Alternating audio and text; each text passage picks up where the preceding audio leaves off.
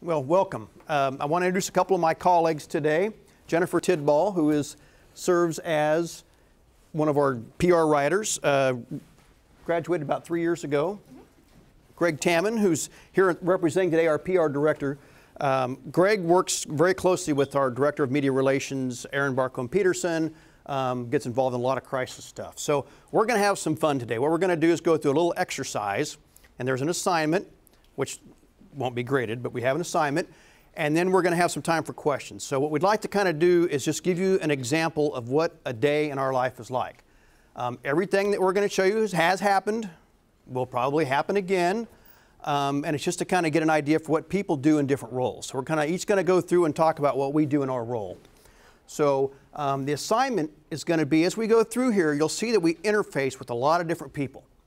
So what we'd like you to do is kind of track and see all the different people, which we can sometimes call publics, that we interface with. So we're going to start at 8 a.m. and I'll let Jennifer roll. Okay. Well, as a writer, we come in at 8, and one of the first things I do is we gather news clips from different media outlets. So we're checking, local, the Mercury, the Kansas City Star, the Wichita Eagle, and we're also checking national outlets, Washington Times, New York Times, Washington Post, all of that to see where K-State shows up in the news. And once we've gathered that, then we post that to our news editorial services website, and that's just kind of to show people, hey, here's the kind of work that is going on here at K-State, and here's where it's showing up, so you can click there and see all of that. We also upload stories and news releases each day to our news blog that we manage. We tweet research and university news. We have a Twitter account. We work with our social media division to spread the news through those outlets. And we also help to send news releases to various distribution services. So, as the PR director, we send out our stories that we write, our news releases that are mainly focused on research. So they involve like our experts or like some sort of finding that we think is really interesting and really relevant to society. We will send those out on our email listserv, and that'll go to reporters in Kansas, all throughout the nation. Anybody who loves K-State can subscribe to it too, so like my parents get it. I will also review K-State Today. I know you guys get that. It's called K-State Today for Students. It has information that's hopefully relevant to all of you and interesting. And then, yeah, I publish it and send it to both students and staff. Okay. As a vice president, I come in, I get some coffee, I sit down, scan some news sites, put some posts on my personal Facebook page, and I call some old buddies and chat for the first hour of the day. The truth is, I'm generally at work 7:30. First thing I do is scan the news, see if anything's blown up overnight, anything we need to do, go about it, and then we get to work. So that's the second hour. All right, 9 o'clock, we start, we have a job tracking system that our division uses, so I'll log on, I'll look and see what assignments I have, what I need to write, what I need to edit, what I need to get done for that day. I'll also start to develop some story ideas. I'll send some emails to schedule interviews. I might send an email to a human nutrition professor and say, hey, what kind of research are you working on? Can we schedule a time later this week to talk? I kind of do all that early in the morning, arrange my interviews, get that done. I also, if I have other interviews from previous days, I'll transcribe that. I'll write some news releases where I have interviews that are already completed, all of that. So I kind of start to lay out my day. 9 a.m. is going to be kind of my managing time, I guess, for the PR writers. So what's going to happen is the news clips they look up on all of the news sites that we look at, see if K-State's mentioned, if our stories are picked up, stuff like that. I'm going to make sure that they're good, so that I know like what's going on kind of in the world, what people think of K-State, what's getting play in the media, what's not. And then we're going to post those to the website. It's just kind of like a way to archive, what's working, what's not. Then I'm going to go through the notifications on our job tracking system. Everything that we do down to, or everything from like, taking a picture for something to coming up with a complete video that you'll see at like a football game or something like that, it's tracked. So I'm just going to make sure that everybody is on schedule for everything, and probably add some new assignments as well. And I'll post those on the job tracking system as well. An example, when you get to be an administrator or manager, is I go to a lot of meetings. I'll typically have 30 meetings in a week to go to. So on this day at 9 o'clock, I'd go to the Dean's Roundtable. All the deans are going to be there, associate deans, department heads. We'll kind of go around and work the room.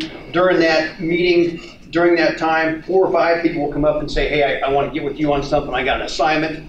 So I have to make a note to get back with them. I'll go back and as I'm sitting there at my table, I'll send a bunch of emails to the people on the PR team saying, hey, I got this idea. If I wait till I go back to office, I'll forget. And we drink a whole bunch more coffee. You might see a trend here with caffeine and caffeination. Very important in our world in terms of how we function. At 10 o'clock, any of those news releases I finished up early in the morning, I'll send on to the director, onto the senior editor as well. We also have national databases that we check, and it's basically where reporters from different media outlets will send in a request and they'll say, hey, I'm working on a story about this topic. Do you have any experts that can talk about that? And so we'll send them, a human nutrition professor, we'll send them an engineering professor, we'll say, hey, you should talk to this guy, that kind of thing. So I spend a portion of my morning doing that. We also pitch university experts to local and national media. So we'll send stories to the Kansas City Star, Wichita, the regional areas and also the Midwest, just to kind of let people know what's going on here. So 10 a.m. rolls around, I get a call from a reporter, and they tell me that they're doing a story about biofuels and need an expert by 10:30. That's kind of a generous deadline. A lot of times when I ask what their deadline is, it's now. So I have to track down somebody. But the trick is that the person is writing about why biofuels don't work. Well, our researchers, we try to make it positive. Like we're making biofuels better so that they do work. So I'm probably going to discuss some talking points that I can have the source then relay to the news reporter, and then I'm going to join Jeff for a quick meeting on a potential PETA protest, since we do research with animals here. We do research with animals, so a lot of times we'll get a heads up and someone say, well, someone may be planning a protest on your campus, or someone's going to make an announcement. And so we get questions, so we think, what's going to be our response? Who are we going to have get in the room and do that? Typically, if you're at my level, you'll be answering a lot of emails, making a bunch of phone calls. Whenever I see something like a typo in the website, for example, we spell website as 2 words versus 1 word, which our style calls for, I'll send them a quick email and do that. Then the other thing that you do is you start to interface with a lot of other agencies. For example, I will call the Kansas Department of Agriculture, that we work with them on crisis. If there's a crop, a disaster, we have a crisis management team with other agencies in the state. But there's certain situations that would happen where something would have happened. K-State would be the lead agency on that. That's what they call us. That means we would be the ones responsible for getting the information out. And so as you look at that, you say, well, we have to make sure that we know what their plans are, our plans are. So we call them and coordinate what we're going to do. And we have these big, long documents called annexes and appendixes, but we have a lot of plans in place, and we arrange conference calls with all these different people around the state. All right, 11 o'clock, I might meet with a professor for an interview. Kind of one of the cool things about this job is that you get to meet with a lot of different people who do a lot of really cool stuff. So this is just a story I did. In recent months, it was a professor who does NASA research, and basically he's a kinesiology professor, and he developed this obstacle course that astronauts can use in outer space to measure how strong they are or how fast they can run or things like that in case an emergency would happen. So when I met with him, he showed me the whole obstacle course. We went through it, we did all that. So that might be something I would do at 11 o'clock in the morning, just go and do that interview. Also with that one, a lot of times if there's photo possibilities, we'll arrange photography with our photographers in our division. And with that one, we also did a video news release. So we sent out some video producers, and she taped the thing, did some on-film interviews, and then we sent it out. So at 11 o'clock, I'm going to write a news release about a highly sensitive topic. As you can see in this instance, it was cow disease. So let's say K-State researchers found that a commercial vaccine that people who raise cows, who raise livestock use, you don't need to use so much. That's good. But because they don't need to use so much, there's going to be politics involved because it's a commercially available vaccine. So it's going to be highly sensitive. So we're going to have to run that by the other researchers involved. We're probably going to run it by our attorneys too, just to make sure that everything is kosher and to give them a heads up just in case anything happens, so that we don't have like any lobbyists or anything pounding on our doors saying, hey, we need to talk. And then also at that time, I'm going to draft a quote for the president and run it by him. That may be related to the story because this is something great. It would be saying, K-State researchers have expertise in this, kind of as evidenced by, or it may just be something completely unrelated to that story. Now we're really fortunate in that our president, Kirk Schultz, is very media savvy. So we're very comfortable with him contacting media outlets and giving quotes. A lot of times when we're preparing a release, we'll send things to him, he'll edit and send it back to us or let us know what he wants. In a lot of cases when you're out there, you'll find that the people in our roles will do a lot of the writing for their chief executives. Like I said, we're lucky to have. In my case, I'm going to attend a meeting with the University Distinguished Professor. I try to go around and meet all the distinguished professors, find out what their research is. Sometime during that meeting, somebody will email me a huge file and say, please approve this immediately, and I will not be able to get it to open. So I will return to the office, look at the files, and then suggest revisions. But one of the key things, if you notice, as we're talking, how many times we're emailing, we're sending messages back and forth, we work very quickly in real time. We are wired all the time with multiple devices. I have a laptop, iPad, smartphone, desktop, and I have, wherever I am, I have internet access. Carry MiFi in our pockets because we never know where we're going to be when something happens, and we have to be available to everybody all the time. All right, so 1 o'clock rolls around and there's a crisis on campus. We get a phone call from the police department about a possible chemical spill in one of the labs. So as a writer, I'll gather the information that we need. I'll write a quick news release. I will calm Jeff down to make sure he's handling everything okay. The release isn't done yet. Yeah. Tell him everything's under control. And then we also have an issues website on our website, on the news services website. And basically, the issues website is talking points, facts. If media outlets or people need fast information about what's going on, provide it to them in real time on that website. And that's all stuff that's related to K-State or just to college in general. Like we had something when the Kansas legislature was proposing to allow people to carry guns on campus. We put something up about that and have like a letter from the Board of Regents. That way everybody has the same information. It dispels rumors. And again, it has the talking points. So in case somebody is asked about this particular topic, they will have some information. They won't feel like they're ambushed. So at 1 o'clock, I'm going to finish the sensitive news release and send it to the editor so she can look it over, make any edits, and we can get it out the door. Then I'm going to consult with PR writers and Jeff about the chemical spill. Just going to make sure with Jeff that all the information that we both have is accurate and that we both have the same information, because people are going to be calling Jeff, people are going to be calling me. So somebody may know something that the other person doesn't. Then I'm going to contact Student Life because this happened on campus, and we need to make sure that students are okay and that the students know what's going on. We're going to email the President's Cabinet with what information we know. That way they're aware of what's going on, because this is kind of important. And then I'm going to email statements out to local media outlets. Again, that's to dispel rumors, get information out there, be transparent. Okay, in my role, when something happens on campus, I get a call from the University Police Captain. We have a calling tree, we have a hierarchy, we have a crisis plan. So I inform the key people on our staff and also in the cabinet.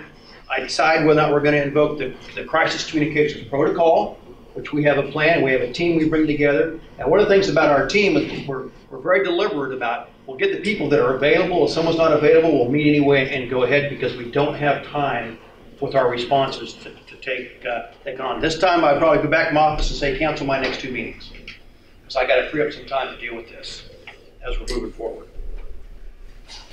All right, and then the next hour, when something like that happens, it's usually takes a relatively large amount of time to deal with that. So the next hour we'll spend answering media calls after we send out the news release. Reporters sometimes call and say, hey, they want more information. So we'll try to answer their questions. We'll also participate in the crisis communications plan that Jeff was talking about. Make the phone calls, make sure the right people on campus know what's happening, and so that they know what to do next. And then we'll also continue to update that issues website with more information as it becomes available. I'm pretty much going to do the same thing that Jennifer talked about as the PR director. There's going to be media calls that are coming in. There'll probably be quite a few, so the writing team will handle them and I'll handle them.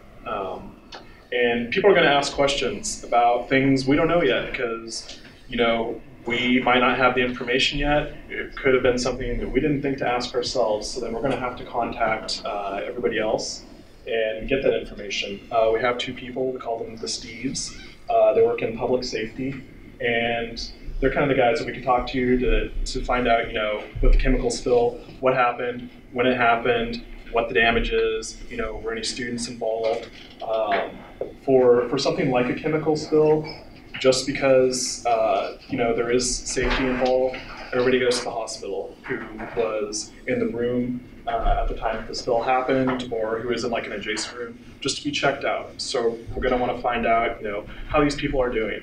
Were they released? Are they still there? What's their condition? And we're going to send that to the media because they're going to want to know, and parents are going to want to know, there's a chemical spill on campus and their kids go there. And then from that, I'm going to go ahead and update the original media statement or news release that we put online. Now, the one thing that'll happen too is people may call up and ask specific questions, and what they might want to know about someone's name, and a student. And so we have to be very cautious. We have to be very much up with. One, we have to be up with letting people on campus know if there's a dangerous situation. 2, we have to know the privacy laws because there's a lot of information we cannot release about individuals. And it makes people mad. Parents will call up and they'll say, well, how come you can't tell me my son or daughter's here? We say, well, because they're adults, they're governed by these laws. They have to release that information. So you really have to know what you're doing from a legal standpoint. You really have to know what you're doing from an information standpoint and what you can and can't release. And as you can tell, you don't have very much time. I'll give you a perfect example of a time when this happened. A couple of years, I'd been on campus about 9 months, and there was a landing lecture in McCain. Okay, and it was a high. Well, that day we had a bomb threat called in, and so I'm walking across the parking lot to go into McCain to listen to the speaker, and a police officer with the dog says, "Sir, you can't go in because there's been a bomb threat." So I go back into our media relations office. The phone's ringing. Everybody's answering the phone. I pick it up. It's Bloomberg in New York. And they're saying, I heard there's a bomb threat on K-State's campus. Okay, and I think, well, maybe. That's what the guy just outside said. But that's how fast information travels. And that's how, so I said, I'll get right back to you. Went out, found the police chief. He said, yes, it's not being confirmed. Bloomberg wants, want to, who, what, when, where, and why, and we don't know anything. I mean, somebody's texted Bloomberg and told us what's going on. And the media cycle is that fast. So we have to have immediate responses and do that. So that's why when you see it, when they talk about literally everybody drops everything and we run to the situation. So, what I'll do in that kind of situation is I'll look at the plan, make sure we're doing everything we're supposed to. In the meantime, life goes on. Marketing director comes in, says we've got something on press, we've got a problem with that, what do we do? Phone keeps ringing, emails keep coming in. So you just kind of juggle all that at once and keep the balls in the air. All right, 3 o'clock comes around, things have settled down a little bit, so we'll try to fit in some other work. We'll check our national media database again to see if there's any other requests from different media outlets asking for experts who can talk about different topics, or to see if there's other news that's popped up in other parts of the world where we can send a K-State expert to a reporter to talk about that topic. I also might work on a story for our research magazine called Perspectives. A lot of that it looks like this, and this was our latest summer issue, and it's just focusing on research and that type of related activity at the university, so I might work on a story for this.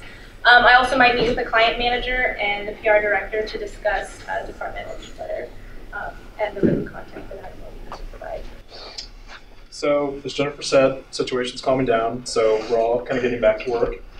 At that time, I'm going to go ahead and read through all the news releases that will be going out the next day, make sure that everything looks good, there's no typos, things like that. they have lots of sets of eyes on them. As writers, we send them to each other to look over. So usually they get proofed about 3 times before they go to the editor, who also looks them over, who will sometimes send them back to us if she has a question about it, and then they will go to the director. So they get looked at pretty heavily. With that, then, I might add some places that I think that the news release needs to go to, Time Magazine, for example. And then I'm also going to, look at all of what's going out tomorrow and decide what do we want on the homepage? What do we want to send to reporters? What are our important stories? What's the image of K-State that we want to put forward? And then once I've made those decisions, then I'm going to let our student workers at the front desk know, so that way they can have the emails ready that we can send to the reporters, and they can make sure that that the stories get put on the website. Okay, in my case, again, we're back to work now. I'd go meet with our video producers. We're looking at doing, when we have a large gift, a lot of times we'll have a donor come in and we'll do a video of them that's talk about why they gave a gift to Kansas State, whether it was scholarships and what they hope to accomplish with that gift. When you go to the games, when you go to the football game this weekend, you'll see the Jumbotron. There's some promotional spots for the university. We produce those in our office, so I'll look at the script for those. There's going to be an ad that we're going to put in the alumni magazine. We'll look at that. Discuss printing jobs with the art directors, respond to email messages, have a lot of meetings in the hallway where we ask people about where projects are, and then go back and do some administrative stuff, like, okay, where we're going to put all these people in different offices and are the right people sitting next to each other and all that kind of stuff. So a lot of activities at the end of the day trying to get caught up because we've got everything pushed just a couple hours on us. All right, the last hour of the day, I will finish writing news releases, kind of those ones that I started early in the morning. I'll finish those up. We'll get publication proofs for different magazines, newsletters, brochures. The designers, when they're done with that, they'll give it to us. So we'll edit those down, try to catch typos, all of that. I'll also help to edit stories for K-State Today, since that has to go out the next morning. And then I also might interview a student for a profile story for our admissions website. I don't know if all of you saw that when you were thinking about coming to K-State, but it's the admission site. There's different students as you scroll through, different students that are profiled, so I might meet with a student and interview them to get information for that. So at that time, I'm going to go through my emails, answer them. They may be from the writers, they may be from other people on campus, maybe from people off campus, who want to sell us something, or again, looking for a source for a story. And a lot of times too, people from different departments are going to send us something that they think, this is important news, let's do a news release about it. So I'm going to decide whether or not it is important news, enough that there would be a news release about it, or if it's better suited for K-State Today, either for the faculty or for the students. If I think that, we need to do a full-blown news release about this, I'm going to pick somebody who I think, is able to do it quickly and do a good job with it. Next, I'm going to review the videos that we're going to put on YouTube. Just make sure all the content's there. That there's not like some weird thing going on in the background, that's like too distracting, or that, may have like some sort of message that it could, that people could interpret, the K-State is like supporting, this political campaign, or, this product, if there's like a Monster energy drink or something in the back. No Jayhawks. Yes, no Jayhawks, definitely.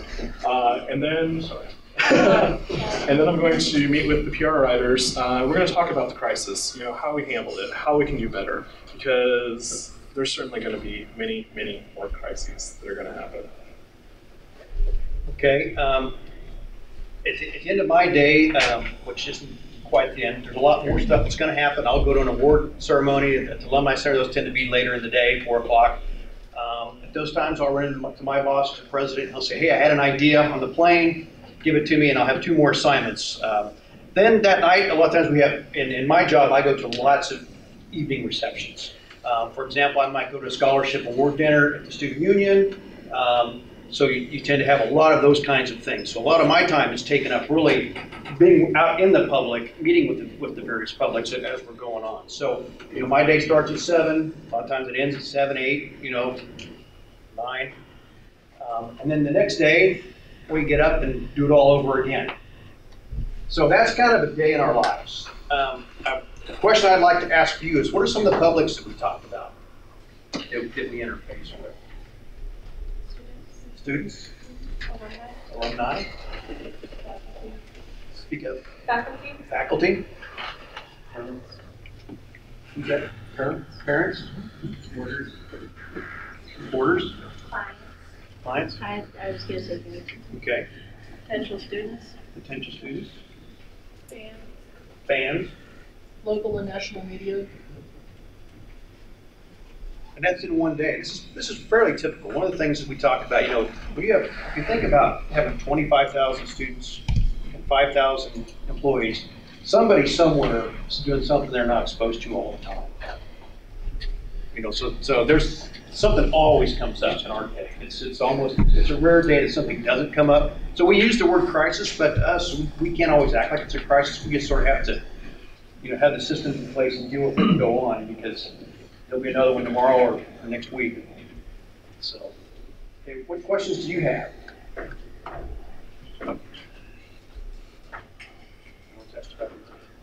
Do you like your jobs? Do I like mine? Yeah, do you like them? Well, Jeff just loves his met, job. the boss is going to have to not listen. Yeah, absolutely. No, I'm not just saying that. I love it. I'm one of the science and research writers. So I just find it amazing that I get paid to learn about stuff, and then, to try to communicate that with the public. Yeah, I really like it. I like that every day is different. This is a very structured day. A lot of times, we may have many of the same things happening. We may have, like Jeff said, it may be, relatively calm. We may have a crisis, usually on Fridays, happen about 3 or 4 in the afternoon. That's kind of common. So yeah, so just every day is different. So I like that. Kind of go off, I really like it too, and kind of like I said when I was talking about the different professors that you get to talk to. I mean, I've talked with people who do research, the NASA research. I've talked with people who do research with anthropology or chemistry or just a wide variety of topics. So there's definitely never a boring day. And so I like that excitement of doing something new every day and not just sitting at a desk all day, but I get to go out and meet with people and I get to interact and talk and run. I have to say, it's really rewarding when somebody that we've worked with sees the final product and really likes the final product, and we help them do that. All that we did is just take what they do and just help other people, see what they do.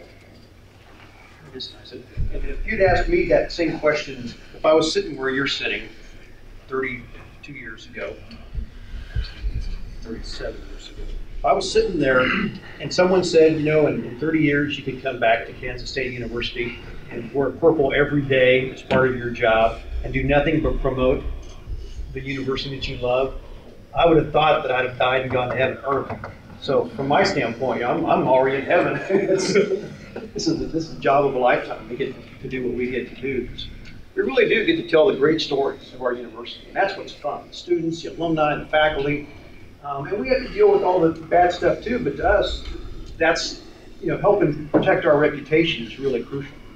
Because as you've seen in the news lately, with some universities, it doesn't take much to destroy a reputation that took a long time to build. So we always talk about it, reputations are hard won, easily lost. And so we're slightly paranoid most of the time, I would say. Is that a fair assumption? That's probably fair. But in a good way. But in a good way. Any more questions? How do you keep everything straight? All your different stories and stuff.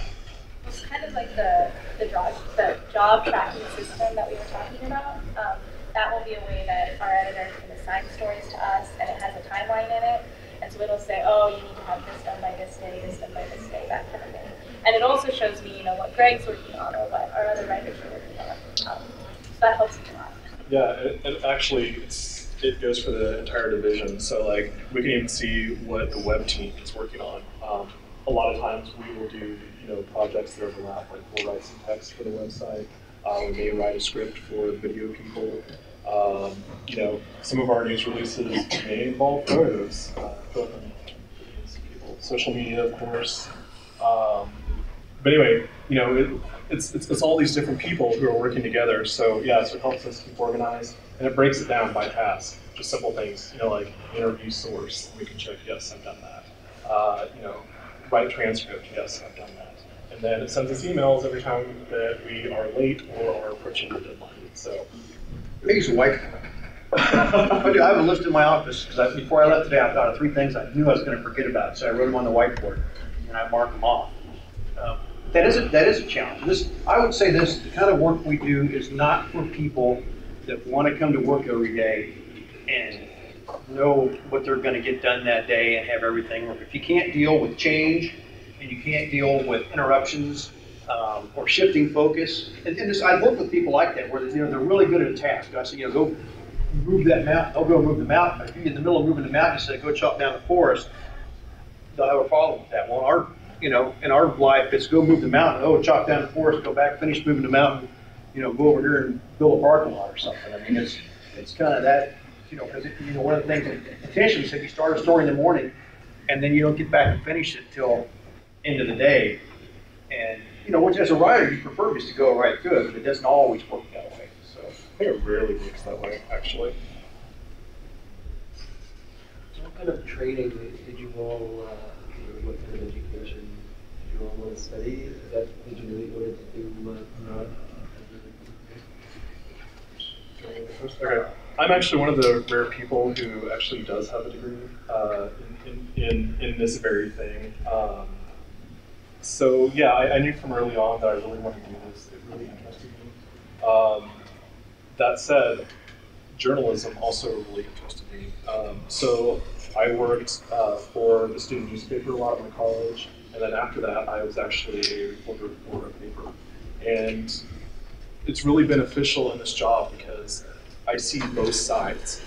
I feel like I can put on my reporter hat and know, what the reporter wants, and then as the PR person, I can give that to them, but also, include the messages that I want for them to have. Kind of like that. I went to college.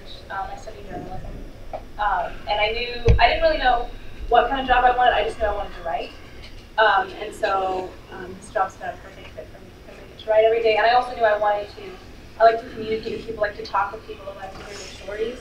And so that's another really great thing that I get to do for this job. So in college, I had different internships at different news outlets, like the Wichita Eagle, the Business Journal, that kind of thing. And like Greg was saying, this is a good way because I had that experience. I can kind of think if there's a crisis, okay, if I was a reporter, what questions would I ask? And so that helps me know when we're updating the issues page or when we're writing news releases, I know, okay, I need to include this, this, and this in the news release. So it's really applicable as long as you have your basic writing, editing, communication skills, you can stay on top of tasks. It's really good. I took a different route. I got a degree in journalism. I was going to work for a newspaper. At the time I was in school, PR was considered where you went. It was like there was not like today where I think journalists and PR a lot of times are interchangeable. You really had a track. So I went and worked for a newspaper for a while. Same thing. Learn what reporters and editors are looking for, which is great because if you send them something really self-serving, they're going to roll their eyes and get rid of it. Then I went to Wichita with the Kansas Gas and Electric Company in their PR department. Then got into ad agency business for 20 years, where I did a lot of marketing, but also every marketing agency has a PR component. So we had PR agencies, and then got into higher education and came back. So, careers are one of those things I think you always make sense when you look at them from the end. But as you go into it, you never know when that window is going to open. The one thing that I tried to do with mine was every job I took, I was hoping it would move to the next job. I worked for a newspaper. I learned how to write really well on deadline. I went for Kansas Gas Electric Company. I learned how corporations work. I sat next to the ad manager. Thought, well, that would be kind of cool. So then I got into the ad business. But I didn't come out planning to do that. It was just like, as I met people and saw things I liked to do. One thing that's constant though, people skills, writing skills, and the ability to handle technology and adapt technology are crucial. You have to be able to do that, and it's getting even more pronounced. I think video is part of the thing today. Everything is video today in terms of how people are sending stuff out. So in terms of consumption, media consumption, we're seeing a ton of that. So you want to be well versed. You don't have to necessarily know how to do it, but you need to know how it's done and be able to get it done. And I would actually add flexibility to that, just because kind of as we saw in our jobs, stuff's going to happen. We're going to have to adapt. And then probably with that, be able to deal with stress.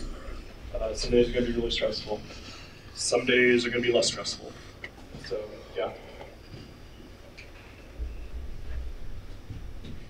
So we talked to all into going into PR now.